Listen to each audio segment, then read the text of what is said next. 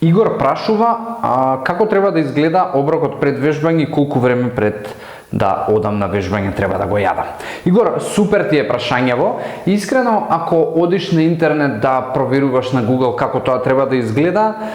главата ќе ти се направи шпагети. Од причина што многу луѓето сметаат дека е прекомплицирано да направиш оброк за предвежбање, затоа што повеќето можеби од луѓето кои што консумираат содржини, тие содржини доаѓаат од можеби многу попрофесионални луѓе и луѓе кои што имаат високи амбиции и цели кон тоа како треба да изгледа нивното тело. Така да, доколку не си во групата на луѓе кои што живеат од спорт, кои што зависат од тоа, од секој грам на нутритивна вредност или калории кои што ќе се внесат во своето тело и немаат надпреварувачки амбиции за своето тело или можеби спортот во кој што играат, во тој случај не треба да биде прекомплицирано, каков треба да биде соодносот на протеини со јаглехидрати, па колку време, па што ако спиеш, па што ако не спиеш, па да не влезеш у катаболизам, значи тоа се многу непотребни работи кои што твојот мозок можеби ги консумира,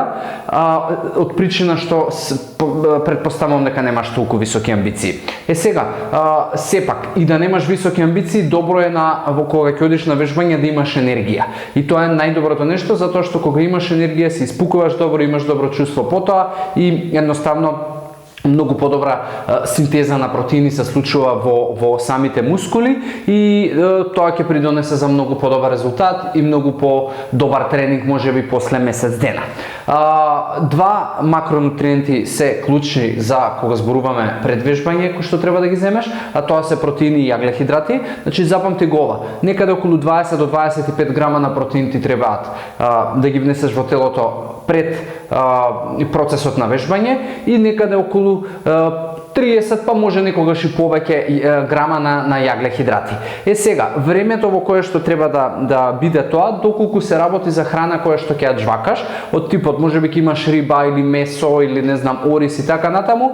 нека биде минимум саат и пол пред да вежбаш, максимум 2,5-3 часа, али ја не би одел веќе со 3 часа, максимум 2,5 часа, најрано саат и пол пред да одиш на вежбање, затоа што е потребно време додека се обработи таа храна и да веќе биде спремна како енергија која што ти ќе искористиш за вежбање. Доколку е храна која што нема да ја джвакаш, во тој случај, ако е некаков протеински шејк, заменски оброк, она што јас го правам, можеш и 30 минути пред вежбање, па дури некогаш и 10-15 минути пред вежбање, затоа што тука имаш брза обработка и апсорбција на хранливата вредност и веднаш доаѓа тоа до енергија. Немој да се оптеретуваш дека токму ова или токму она треба да се користи пред вежбање.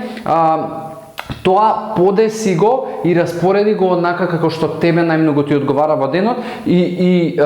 консумирај нешто што на тебе ти е вкусно, затоа што доколку ти е прилагодливо во секојдневието и доколку ти е добро на вкус, тоа значи дека ќе го практикуваш на долг рок, а ако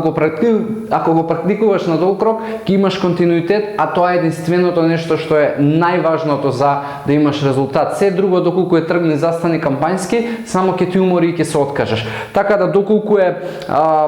ориз со пилешко, нека е ориз со пилешко, ако е протеински шејк, нека е протеински шејк. Доколку не можеш да јадеш 2,5 часа пред вежбање, тогаш ќе биде протеински шејк. Доколку можеш, тогаш можеби ќе ручаш, па ќе гледаш да вежбањето биде после 2,5 до можеби 2 часа некогаш до вежбање.